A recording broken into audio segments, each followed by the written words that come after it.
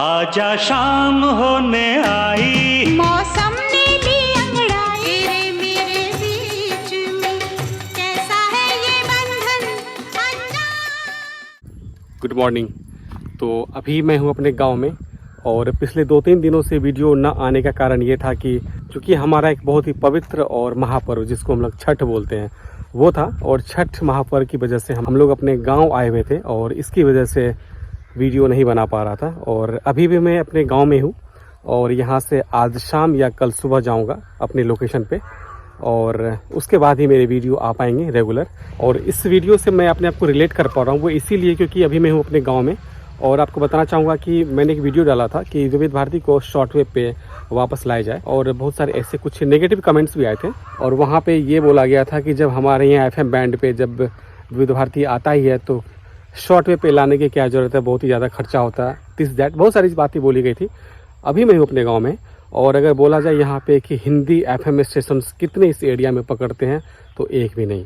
आज से 20 साल पहले आकाशवाणी पूर्णिया का कवरेज यहाँ पे हुआ करता था अच्छा खासा, लेकिन अभी सिचुएशन ये है कि इसका रिसेप्शन इतना वीक है कि आप अपने यानी मैं अपने गांव में अपने घर पे सुन नहीं पाता हूँ। और उसके लिए अगर आप जैसे इन जैसे खाली जगह पे आएंगे तो आप सुन पाएंगे, लेकिन आप घर पे नहीं सुन पाएंगे।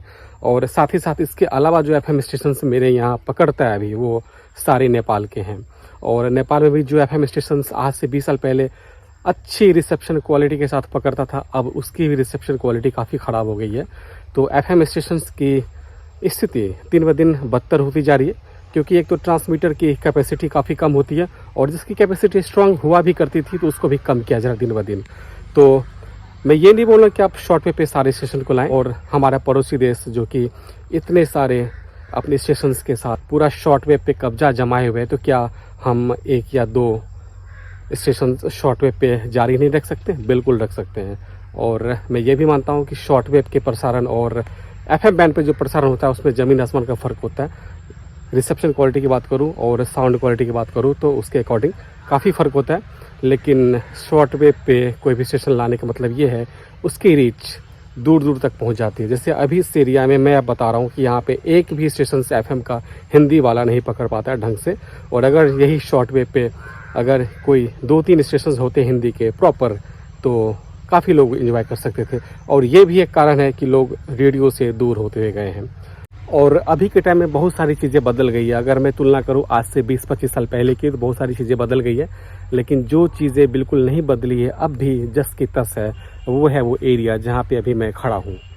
यही वो खेत है जहाँ से कि हमारे बचपन की यादें जुड़ी थी। हम लोग बचपन में रेडियो लेके इसी खेत में इसी मेड़ पे बचपन में रेडियो सुना करते थे जब हमारा सुनहरा दौर हुआ करता था। हालांकि वो अपने आखिरी पड़ाव में था उस वक्त जब हम आकाशवाणी की उर्दू सर्विस शॉर्टवेव पे सुना करते थे, विविध भारती सुना करते थे, पूर्वोत्तर सेवा हुआ करता था, भोपाल, लखनऊ, कितने सारे स्टेशंस, ऑल इंडिया रेडियो की उर्दू सर्विस, नेपाली सर्विस, कितने सारे स्टेशंस, और मज़ा आता था।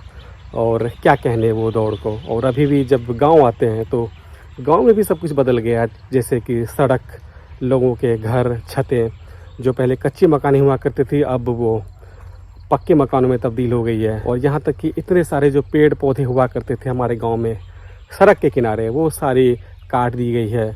लेकिन जो चीज़ें नहीं बदली है, जो अभी भी उस ज़माने की याद दिलाती है आज से 20-25 साल पहले की, वो यही वो जगह। आपको बैक कैमरा से दिखाते हैं, आप यहाँ का नज़ारा देखिए कितना शानदार है, मज़ा आ जाएगा देख के। आप ये एक बार व्यू देखिए। अभी हम लोग इधर से आए हैं और ये देखिए ये बागान, ये सारा यहाँ पे बांस, और इस खेत में भी जुताई हो चुकी है और इन सब में लगेगा या तो गेहूँ या फिर मक्का। आप दूर दूर तक देखिए कितना शांत और कितना स्वच्छ वातावरण लग रहा है। इधर हरियाली, और यही सब वो जगह था। वो आप मेड़ देखिए वहाँ पे, उसी सब मेड़ पे जाके हम लोग रेडियो सुनते हुए अपने पूरे खेत को देखने जाते थे शाम को, और काफ़ी मज़ा आता था। और जब अभी भी जब इस खेत में आते हैं तो वो दिन याद आ जाता है। और साथ ही ये सब चीज़ तो अपनी जगह पे कायम है, लेकिन जो कायम नहीं है वो है शॉर्टवेव पे हमारे आइकॉनिक स्टेशंस। जब हम इन जगहों पे दोबारा से आते हैं तो हमें ये लगता है और वो दिन याद आ जाता है जब हम इन सब जगहों पे अपने शॉर्टवेव को सुना करते थे। क्या मज़ा आता था, बेहतरीन दौर था वो रेडियो को लेके। और अभी जो लोग रेडियो से गायब हुए हैं वो उसका कारण एक भी है कि एक तो इलेक्ट्रिसिटी, क्योंकि इलेक्ट्रिसिटी आने के बाद से थोड़ा सा डिस्टर्बेंस हुआ है मीडियम और शॉर्टवेव पे। साथ ही साथ स्टेशंस का अवेलेबल ना होना शॉर्टवेव पे। तो इसीलिए हमारी डिमांड अभी भी कायम है कि एटलीस्ट शॉर्ट वेव पे 1 या 2 स्टेशन आए, जिसमें से पहला स्टेशन जो आना चाहिए वो 100% विविध भारती का होना चाहिए। और कई सारे ऐसे कमेंट्स आते हैं, इतने नेगेटिव कमेंट्स आते हैं, मुझे समझ में नहीं आता कि इस तरह के लोग, नेगेटिव थॉट्स वाले लोग इस तरह के रेडियो चैनल पे विजिट करते ही क्यों है, मुझे तो समझ में नहीं आता। या तो मज़े लेने के लिए आते हैं या फिर अपना टाइम वेस्ट करने के लिए आते हैं।